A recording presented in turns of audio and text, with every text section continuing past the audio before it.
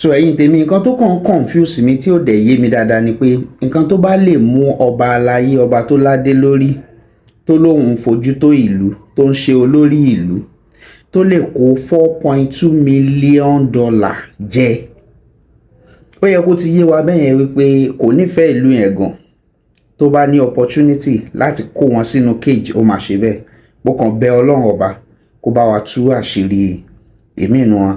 Àwọn ìpètùmọ̀dù ní Ọ̀ṣun state ní Ifẹ̀ wọ́n ti take a step tó lágbára mo fẹ́ kẹ́ pay attention sí press release yìí do àwọn kan tí mi ń sọ pé kò yẹ kó le tó bẹ́ẹ̀ kò yẹ kó le tó bẹ́ẹ̀ kẹ́ odidi ọba ìlú tó jalè ẹni kó sì jókòó sórí àpèrè ó dìgbà tó bá ń ta gbogbo ìlú lẹ́yọ kọ̀ọ̀kan. Quick one, jailed Apetu is no longer His Majesty.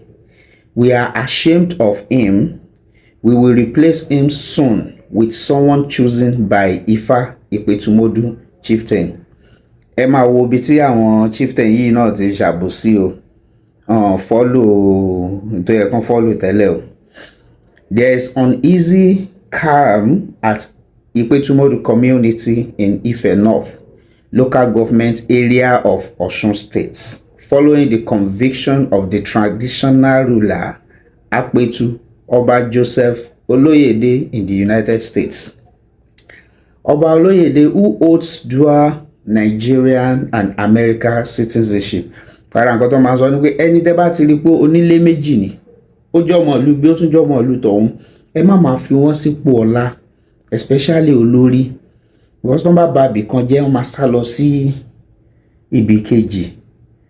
Was sentenced to 56 months over 4 years kó didi ọba ìlú kó kúrò ní kó wà nù túbú ọlọ́pàá nílùú òyìnbó fún 56 months tó lé lọ́dún mẹ́rin.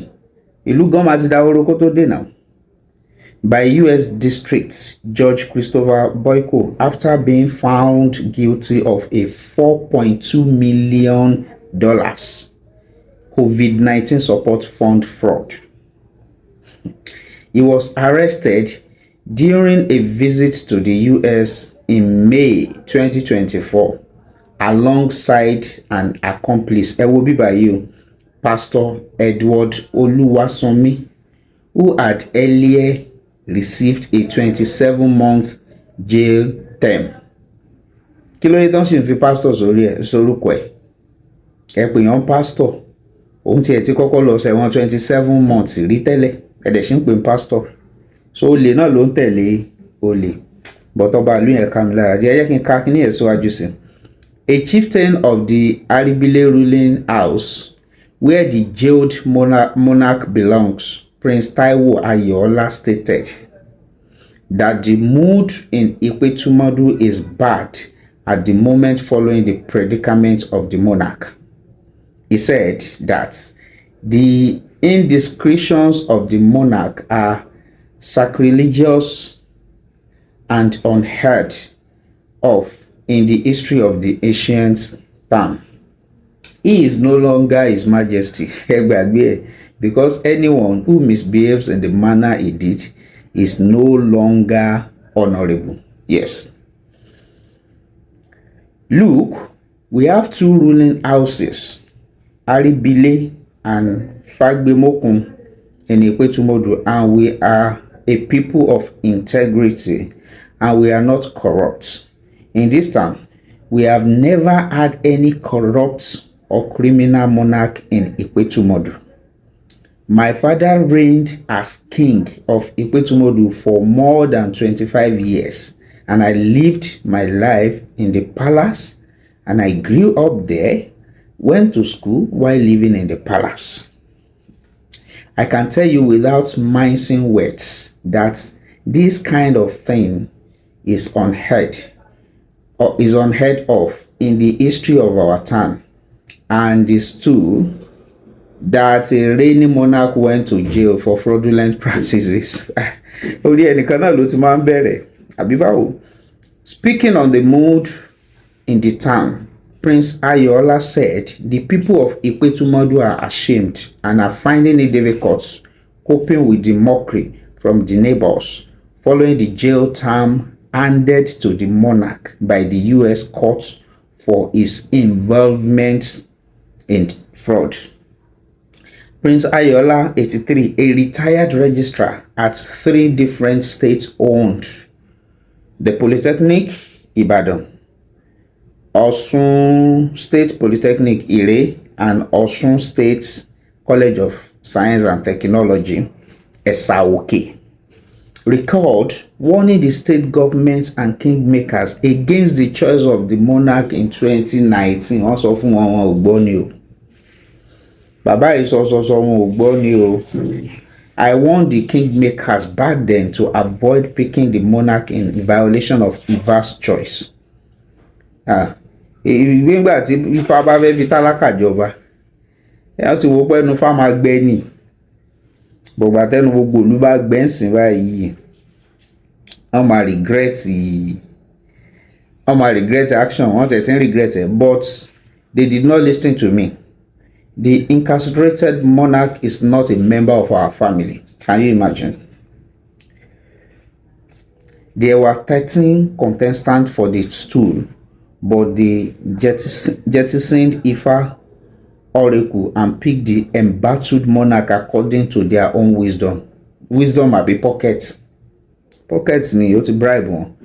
I went to court and challenged the kingmakers, state government, the attorney general without getting any reprieve. Can you imagine?